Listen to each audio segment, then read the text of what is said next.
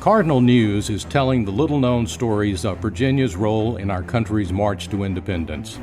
As we head toward America's 250th anniversary, we'll examine the events, people, and places that shaped the Commonwealth and the nation. Together we can better understand the role of our ancestors beyond what's in the history books.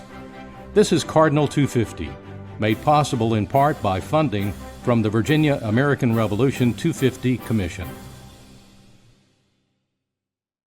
Hello and welcome to Cardinal News 250. I'm Lisa Rowan. We want to thank you for listening.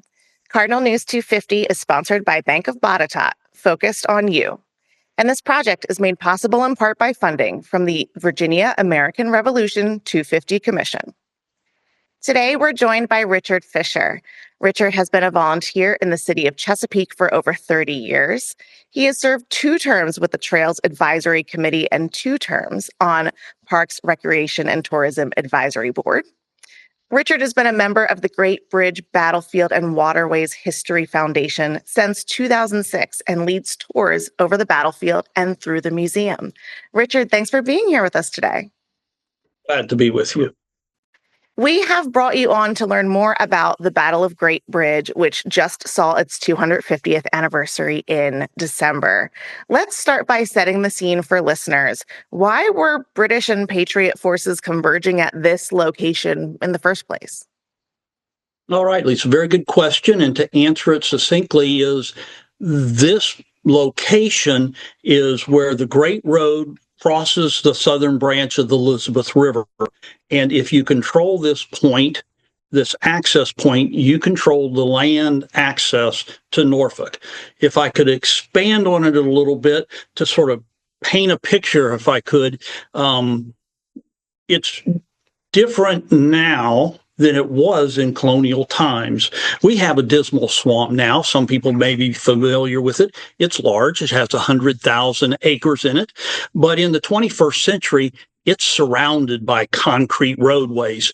So unless we really want to get lost, we can navigate around the dismal swamp. But what a lot of times people fail to realize, in colonial times in 1607, when the English first started to invade the North American continent, the Dismal Swamp was 30 to 40 miles east to west. It went from the Atlantic Ocean all the way to Suffolk, Virginia, now at the Suffolk Escarpment. And it also went about 70 miles north to south from the Chesapeake Bay all the way down to the North Shore of the Albemarle Canal, or the Albemarle Sound. So this area was all the Dismal Swamp, very hard to navigate through it.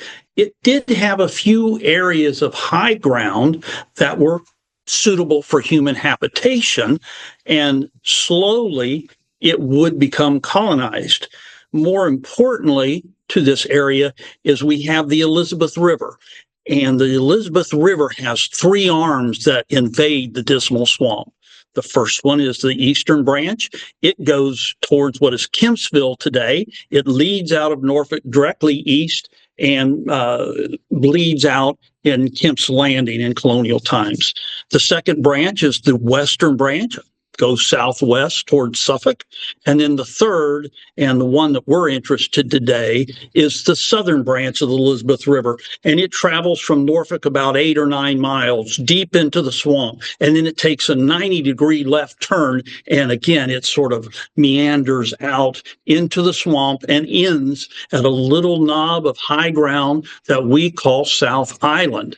About 30 yards past South Island is some good high ground where the village of Great Bridge is first established, and it is suitable for homes and farming, and that's where the village of Great Bridge first develops. Now, what's important about this is that right through the middle of the village of Great Bridge is a 14-foot wide road. It's referred to in colonial times as the Great Road, and it crosses this morass of the Dismal Swamp to get to South Island. We call that the causeway of the Great Road, and then it goes over the southern branch of the Elizabeth River, and we call that the Great Bridge. What Dunmore realizes in November of I'm sorry, Lord Dunmore is the royal governor of Virginia in 1775. And he realizes when he comes out on November the 14th to chase some rebels away, that this is a perfect point control access to Norfolk. If he controls this area, then he controls any land movement towards his base at Norfolk.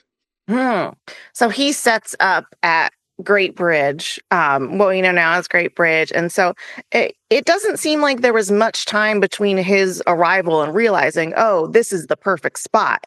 And then the battle, which we're going to talk about. Was this a very established setup here for the British, or was it sort of a ragtag? We're going to see what happens.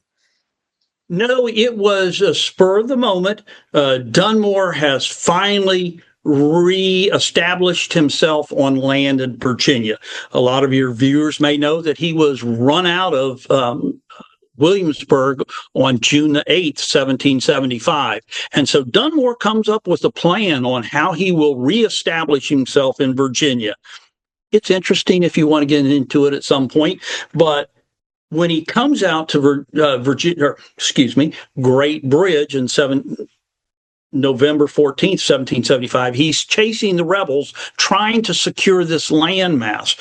What has happened in Southside Virginia is those forces or those colonists who would support Dunmore, he's not around. So I'm not going to raise my head and say, go king, when there's all these crazy rebels around me.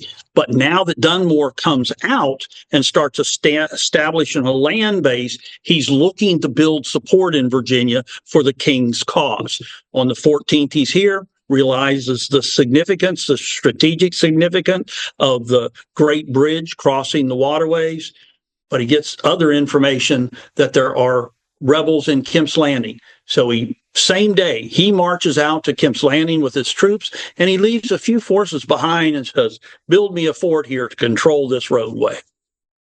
Tell me about this fort, because I think when I have a fort in my mind, I think of a very solid structure, concrete, stones, large. Is the fort that he had folks build, is that the case, or was this a little more of a quick build? Okay, it's definitely a quick build, and I can probably give you a pretty good indication of what it looked like by what the rebels called the Fort Murray. At the time, they called it the Pigpen. What Dunmore does, he says, build me a place here that I can control the road, and he leaves. He leaves behind a small contingent of troops, a lot of them Ethiopian regiment, and they chop down some of the trees here in the Dismal Swamp. They dig a trench maybe 3 or 4 feet deep. They put the trees into the trench. They put the land back around them, and then they chop the trees off at about 10 to 12 feet. So this is only a stick fort. It's not all that large, but what the fort does is protects his troops from any pot shots that rebels might take at him, and it does a great job at that. Excellent. So tensions are building at this spot. Tell us about sort of the run up to the battle. There were several days of standoff, but set the scene for how tensions were building at this location. Yes, very good. You're very right that the battle wasn't just one day. It was a confrontation that went on from November 28th through the day of the battle on December the 9th. The new government in Williamsburg understands that Dunmore's coming on to land, and they send a force led by William Woodford to come protect the patriot leaning people in the 2 southern counties in southeastern Virginia. That's Norfolk County, Princess Anne County. So they get to Jamestown. Woodford has about 1,000 troops, and he starts crossing the James River. Captain Squire on the British Navy hears about this information, and he takes his, I believe it was the Otter, up to Jamestown and cuts off Woodford. But there's about 200 to 300 troops that do get across the James River before, and they swing around through the Dismal Swamp to the village, and they get here on December 28th. They're taking pot shots at the British if they come out of Fort Murray, and likewise, the British are taking pot shots at the rebel forces that are building in Great Bridge. So there are actually not only casualties, but fatalities over some actions that happened during those 10 to 11 days before the Battle of December 9th.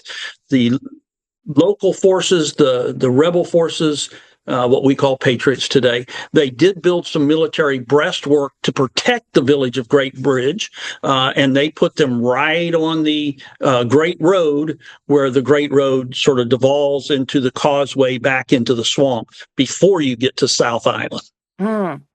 So we've got these pot shots going back and forth, but then we finally have a break in the standoff. What breaks this standoff between the forces? The breaking point for Lord Dunmore is he gets information that there are cannon coming up from reinforcements in North Carolina, and he is correct. The North Carolina 2nd Regiment, a Continental Line. Now, these are supposedly trained soldiers. They've signed up for more than just a weekend of fighting. They're going to work or fight for a year or 3 years service in this Revolutionary War. And the North Carolina Regiment is coming to reinforce the Patriots at the village of Great Bridge. They have cannon. Dunmore gets this information. There's some questions about Willie, who escapes to Dunmore's line, and Willie is a slave for Thomas Marshall.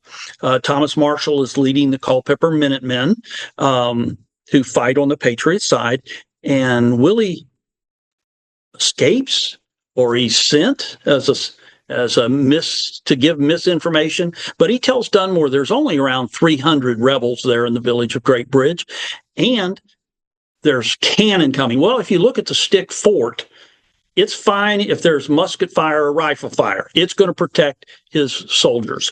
But if there's cannon, that stick fort will be blown apart in minutes. So that leads to Dunmore making the decision. On December 8th, he sends his second line of professional redcoats. It's from the 14th of Foot. And this second company marches out to the Fort Murray on the night of December the 8th. They get into the fort around 3:30 in the morning, and Dunmore says, I need to take this position before the reinforcements from North Carolina arrive. So at daybreak on December the 9th, the Captain Fordyce, who's leading the two companies, the 14th, that are in the fort against the breastworks that are protecting the village of Great Bridge. So we finally have a break in the standoff. Everything is sort of happening. Tell us about how the battle turned out, because this is something that has ripple effects, not just on this actual battle, but has ripple effects for the path of the Revolutionary War after this point. Very much so. Those ripple effects are, I would say, more like a tsunami through the Revolutionary War, and that, frankly, we don't know enough about. But this is what happens on the day of the battle. 6:30 in the morning, approximately 200 to 300 redcoats, professional soldiers, leave Fort Murray, and they start marching down the causeway and over the bridge. The bridge and the causeway are 14 feet wide.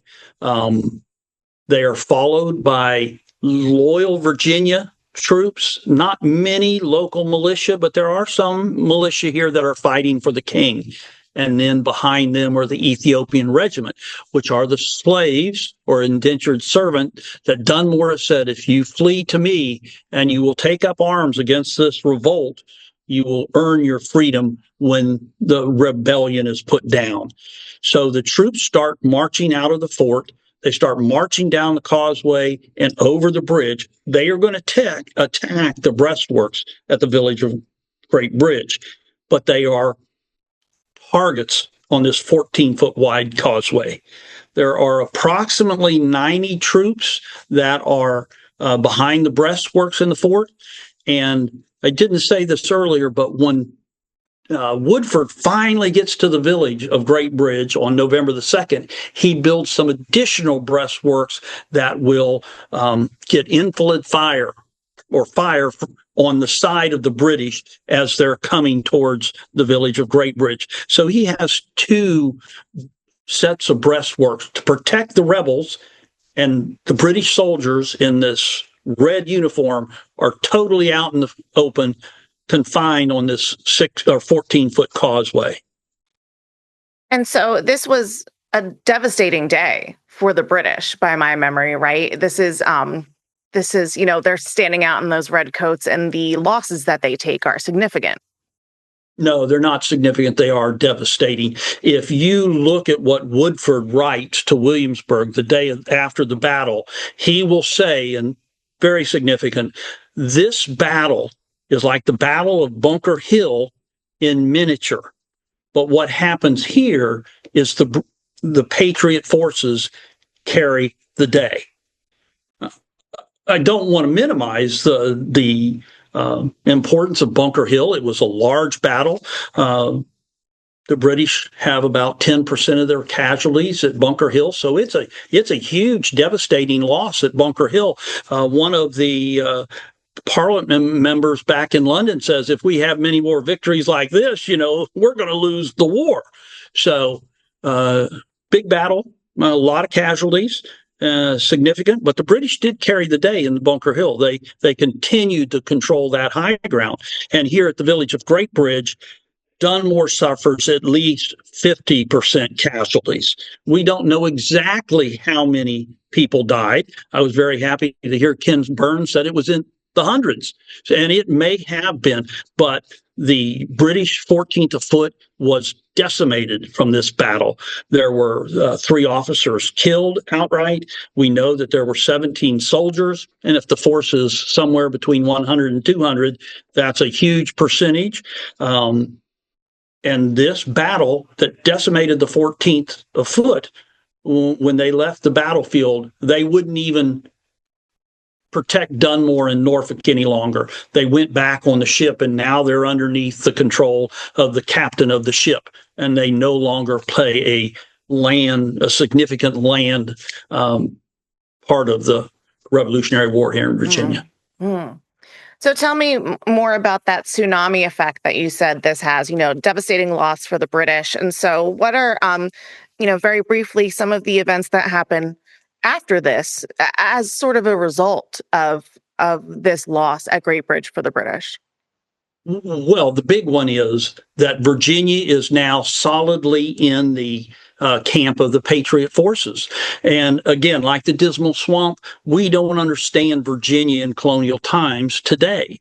I look at Virginia as the mountain in the middle of the North American continent with 5 colonies to the south and 11 colonies to the north. And it is the largest colony in North America. It has not only the greatest landmass, Elisa, not only is it Norfolk and Richmond, but it's Pittsburgh, it's Detroit, it's Chicago, it's Milwaukee. It goes all the way out to the eastern side of the Mississippi River, where there's a fort right across the river from St. Louis. It's all of Kentucky. What we think of as West Virginia today, Virginia in 1775 is the Texas or California of today. Not only was it the largest and the most populous, so now all these people can supply Washington's army, it is politically so significant because Virginia has always been the king's colony. It's called the Old Dominion because when they chopped off the king's head in 1649 in London, Berkeley, the royal governor in Virginia, stays loyal to the Cavalier cause, and many Cavaliers come to Virginia after that and wait for the king to come back to the throne. So Virginia has always supported the king, and if Virginia is willing to stop and fight the king, all the other colonies are looking and going, something's going on here. If these folks will join our cause, we have everybody on our side. Wealthiest colony. So without Virginia, George Washington, like I said, he doesn't have the manpower, but the wealth of Virginia can supply a whole army. Lord Dunmore writes to Gage in Norfolk in the fall of 75, if I can have some soldiers down here to secure just this little southeastern portion of Virginia, I can supply your army with everything it needs. And indeed it can, because for 5 years, because of the Battle of Great Bridge, Virginia is free to support George Washington in the north Not only that, Thomas Jefferson, when he's the governor of Virginia, he supplies Lincoln down in Charleston when the British in 1780 decide now they're going to have a Southern campaign and they invade Charleston. He sends more forces from Virginia down to support that campaign. So this is as much a tactical victory for the Patriots as it is a symbolic one for the course of the war. Symbolic is minor. This is huge. In George Washington has his own problems up in Boston in 75. He's got 10 to 15,000 farmers that are he's trying to form an army with them. He's got General Gage trapped in Boston with 6,000 to 8,000 professional soldiers, and he's got to keep them all bottled up and figure out how he's going to supply his troop. What does Washington worry about? In December of 75, he sends a note to Williamsburg and says, listen, Dunmore is the key to our revolution. If we cannot get Dunmore out of Virginia this year, our revolt has a very small chance of success. And we do get Dunmore. By the results of the battle at Great Bridge, Dunmore retreats to Norfolk. Nobody is there. Everybody flees. He has to go back on the ships to try to run Virginia. There's nobody to support him. I don't know if we have time. We should talk about the battle at Kemp's Landing, because in November of 75, Dunmore has come on to land, and he raises the king's standard, and he says, follow me and support the king. And over 3,000 Virginians sign up to support the king. But now he's pushed out of Virginia land completely. If you can't support me, and all my neighbors are patriots, and they're looking a little leery to me, why am I going to stand up if the British soldiers can't stay here? Why am I going to stand up against my patriotic neighbors? I'm going to lay low and just say, okay, I got farming to do, and try to stay out of the battle until the British can come back. For sure, for sure. Well, before I let you go today, I want to ask you to tell me a little bit more about the Great Bridge Battlefield and Waterways Museum where you are sitting right now. How would you describe this place to someone who has never visited before? It is the colonial heart of Virginia to me. I know Williamsburg is, but the village of Great Bridge was a prosperous little village and very important in our history. But the museum itself, it is here to keep that history alive. We all know about Lexington and Concord, very important, but the battle here was just as significant. And so we want to keep the history alive. Briefly for your listeners or guests, we have 3 sections to the park. We have some nature trails, and we have a short trail that goes to an overlook. And if you go out to the overlook and you're looking over the head of the southern branch of the Elizabeth River, you can really put yourself in colonial times. Yes, you have to ignore the cell phone tower, but it looks now like it did in colonial times, and you can visualize what this would have looked like at the Battle of Great Bridge. To the west of the building that we're in now is a historic park, very short trail, about a quarter mile, but it talks about the significance of the Battle of Great Bridge, what happened during the Revolutionary War, and you actually get to walk on part of the battlefield, and we have a reconstructed causeway. And I usually put the students, when they come out here, and line them up as British soldiers. I've been known to put adults in ranks too, and it really brings to life what it's like to be confined in the middle of this swamp out in the open and being a target for these sharpshooters from Culpeper that have their long rifle. And then in the museum building right here, we have the Great Hall where we do many events. We have an 8-gallery museum that walks you through colonial living, the 3-ton tavern, the battle, what happens before, what happens afterwards. We have a movie that puts you right in the 14-foot causeway, and you have to decide, am I going to be a patriot or am I going to be a king supporter? And then the last 3 galleries or museum talk about the waterways. And the waterways are so significant. We haven't even mentioned that here, but that's another great topic, Lisa, if you have another podcast someday. We might have to bring you on for another podcast, or we might need to take a field trip to the museum. I am very interested now based on learning about this. That would be great. We do have a solid core of volunteers that have studied hard to learn about this part of our history, and we're always willing to tell guests what we know about this significant time in our American history. Well, thank you so much for joining us today, Richard. I appreciate it. Well, thank you for having me. And I do want to point out that one of the things that we didn't talk about in this episode is the role of Billy Flora in this battle. And even though we don't have time today, I want to point out on cardinalnews.org, we have some information on that young man's role in this battle. And I am sure that the Great Bridge Battlefield and Waterways Museum also has some information too, if you're nearby and visit. Thank you for listening to Cardinal News 250, made possible in part by funding from the Virginia American Revolution 250 Commission. We also want to thank Bank of Botetourt, focused on you. And thanks to Sean Eddy of Eddy Alexander and Zach Shelton for technical support. You can read all of our Cardinal 250 stories and sign up for the Cardinal 250 newsletter at cardinalnews.org. Thanks. Take care. Thanks for listening to Cardinal 250. Made possible in part by funding from the Virginia American Revolution 250 Commission. For more information on Cardinal News 250, including the Cardinal 250 and other newsletters, visit cardinalnews.org.